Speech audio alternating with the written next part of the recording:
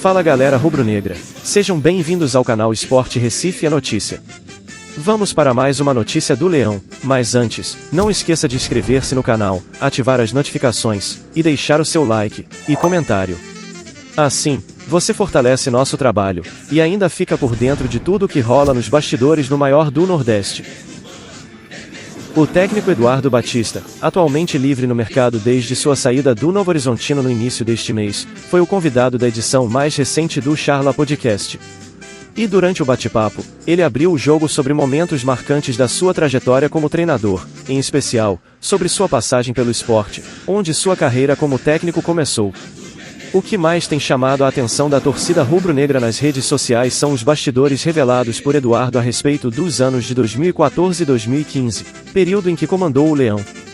Ele contou, por exemplo, como foi o processo de contratação de Diego Souza, um nome de peso que chegou para reforçar o time no Campeonato Brasileiro de 2014 e acabou se tornando um dos jogadores mais queridos da torcida na história recente do clube. Outro destaque daquela fase foi a chegada do atacante André, apelidado de André Balada. Após passagens apagadas por clubes da Europa e do Brasil, foi no esporte que ele reencontrou seu bom futebol. Eduardo também confirmou notícias da época que davam conta que Tite, que na época comandava a seleção brasileira, entrou em contato com ele para saber mais sobre o volante Richelli, que vivia a grande fase com a camisa rubro-negra. Eduardo ainda fez questão de destacar o apoio que recebeu de veteranos como o goleiro Magrão, o zagueiro Durval e o volante Wendel, fundamentais em sua adaptação no início da carreira como técnico. Confira alguns trechos da entrevista. Pô, Diego Souza, André Balada. Esses caras, assim, eu que trouxe esses caras todos, pô. Pro esporte, Pro né? esporte, é que, assim, a gente tem em 2014, a gente começa a jogar a Série A. A gente veio da Série B, né? E a gente precisava de um cara mais de peso, né? Sim. E aí a gente, a oportunidade, o Diego Souza tá voltando da Ucrânia, se eu não me engano, a gente traz ele, pô. Se apaixonou pelo esporte. Aí se apaixonou. E a história do 9, que depois ele vai pra seleção como 9, ela começa com a gente, pô. Aquilo lá que a gente tava falando. Pô, ele não ajudava a marcar. Aí eu falei, pô, eu não vou trazer o Diego pra marcar. Diego, fica de 9 ali, filho. Me ajuda aqui atrás. E aí, cara, a imprensa veio, o professor Pardal, vai deixar um meia de 9. E, cara, só que de 9, ele armava todo o time pra gente. E aí, onde ele vai? E aí, quando a gente traz o André Balada, o André, que aí chega e, pô, aí faz um ano. Pô, esse esporte aí é foda também, que é tu técnico, era né? eu, assim, eu me lembrei. Quando a gente fala de trazer o André, pô, o André tinha aquela foto do Atlético. Do Atlético. Pô, aí eu chamei eu chamei o Ney Pandolfo, que era o executivo, né? E já tinha trabalhado com o André no Santos. Falei, pô, Ney, cara, sou um treinador jovem, cara, vou trazer um cara desse aqui, a imprensa vai arrebentar, gente. Se não der, vai cair em mim, cara. Pô, você vai arriscar. Aí o Ney falou assim, ó, chama o Durval e o Wendel. Conversa com eles, né? E assim, a gente precisava de um 9, que a gente não tinha um 9. O Wendel meio esquerda, né? O volante do Cruzeiro, E tava no nosso time. Aí o Durval os dois tinham jogado com ele no Santos. Sim. Aí eu chamei o Durval, aí a gente falou, Durval, pô, me ajuda. E foram os caras que no meu início, e mais o Magrão, esses três aí foram... Se eu sou treinador hoje, uma boa parte eu devo a esses caras, assim, pelo suporte que eles deram. Que legal. Eu me vejo muito o que o Felipe Luiz tá passando, né? Os caras tão perto dele, protegendo, correndo pra ele. Essa turma fez isso por mim em 2014. Legal. E o Durval fala, professor, pode trazer, ele vai fazer 14 gols. Se ele aprontar, eu vou no pescoço dele. Ele falou desse jeito pra mim. Eu pego ele. Eu vou ligar pra ele, se ele vier fazer cagada aqui, eu pego o Wendel e falo, professor, pode trazer que eu vou dentro dele se ele aprontar. Cara, o André chegou... Cara, mas ele chegou treinando, ele chegou com 12,5 de gordura, surpreendeu a gente, né? Mas falou, professor, eu não tô bem. Me dá 10 dias que eu tô com 10%. Deu 10 dias, ele tava com 10%, desembestou a fazer gol. Cara, e ele foi pro Corinthians, cara. Cara. Então, assim, o meio mudou. Aí ele muda a história dele, cara. Aí ele sai de um patamar que ele tava assim, ele, pô, aí era o Diego Souza, Marlone, Richelli, pô. Pô, esse time era maneiro demais, cara. O Richelli, assim, olha como um jogador bom. Rodado pra caramba, né? Mas... Olha como um jogador bom, ele é importante no seu clube. O Richelli sempre foi um volante muito, muito forte, viril. O Sul sempre quis o Richelli. Embora pequenininho, uma bola aérea danada, só que tocava pros lados. À frente. Vertical, né? E aí o Diego Souza, né? E a gente treinava, aí o Diego Souza, dá em mim, pô. Aí o Richelli, pô, você tá marcado. Filho, não é problema seu. Você dá a bola em mim que eu vou resolver. Assim, você dá a bola em mim, não é problema teu. Eu vou girar em cima do cara. Eu vou girar. Cara, assim, ele muda o Richelli, cara. E aí, aos pouquinhos, os dois, né, ali na época ali, mas durante o jogo era briga homérica. O Richelli é valente, e vai tomar gol, e vai pai. E, cara, e assim, cara, o Richelli foi a ponto do Tite um dia ligar pra mim e pedir referência. Ele era um pré-convocável, assim. O Diego Souza foi um...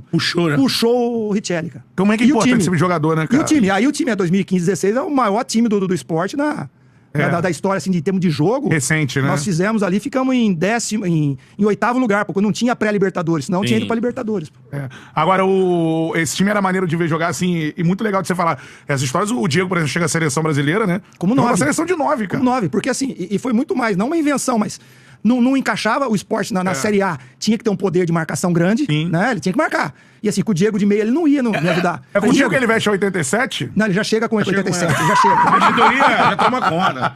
Não precisa nem pedir, já entrega. O Diego é triste, cara. O Diego ele é... Não, 87 aqui. Mas é outro cara que me ajudou demais. Cara. Eu contigo ele lá pro gol aqui no Maracanã? Isso, no Maracanã. Magrão, ele quebra a clavícula, ele entra, ele faz 2 defesas, que eu falei, pô, Magrão, você caiu, pô. Caiu, pô. Ganhamos de...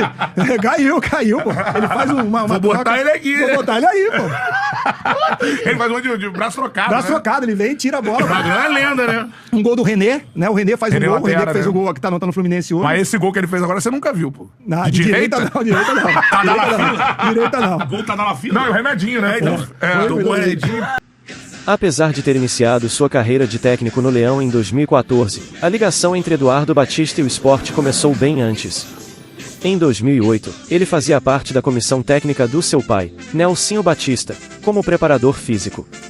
Foi nesse período que o clube conquistou o Campeonato Pernambucano de 2008 e 2009, além da histórica Copa do Brasil de 2008.